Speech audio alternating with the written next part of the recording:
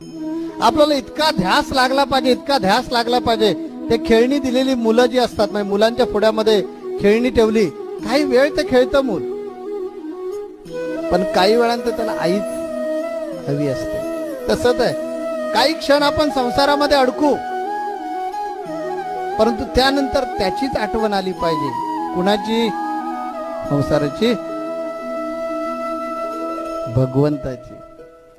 ज्यावेळी आम्हाला भगवंताचीच आठवण येईल काही वेळानंतर सुद्धा, तर नक्कीच समजायचं आमच्यामध्ये जो साधक आहे तो जागृत झालेला आहे आणि आमची जीवनातली वाटचाल योग्य दिशेने चालू आहे. आम्ही योग्य दिशेकडे चाललेलो आहोत. टप्प्याटप्प्याने असेच पुढे पुढे पुढे पुढे आम्ही जर आमची प्रगती करत गेलो, एक दिवशी आम्ही सिद्ध होणार. आणि मला खात्री आहे की ज्याने ज्याने अशा पद्धतीने मनामध्ये चंग केलेला आहे,